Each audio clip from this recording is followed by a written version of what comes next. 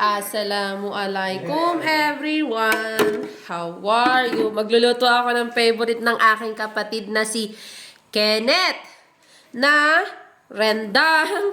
Oh, lagay tayo ng luya.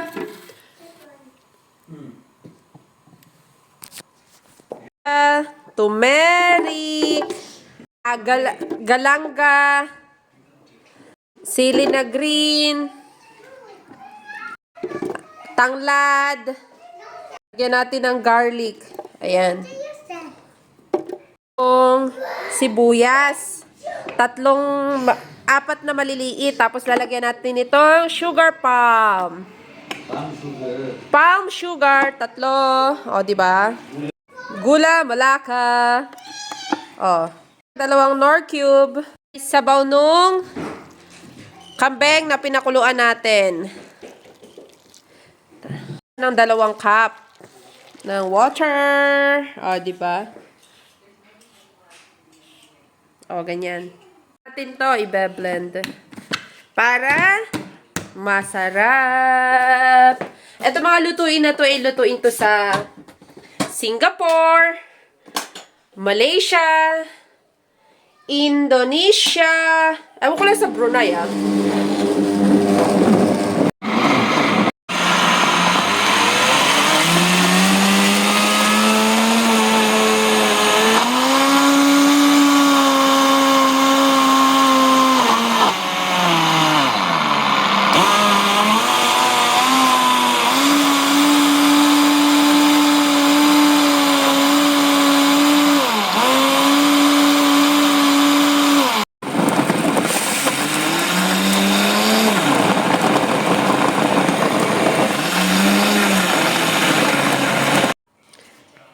Ayan na, na-blend ko na siya.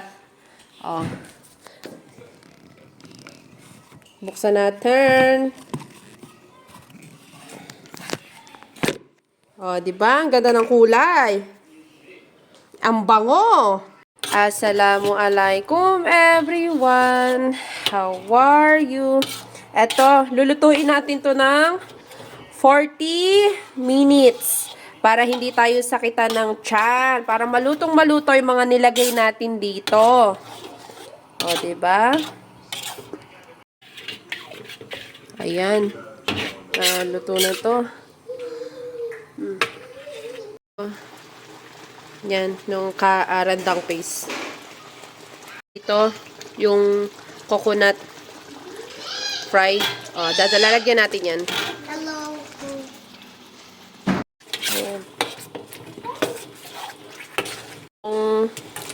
Ano natin, meat na konti.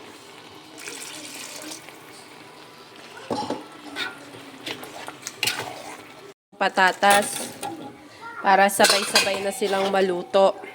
Ang kaldereta pero hindi to kaldereta. Rendang to, rendang.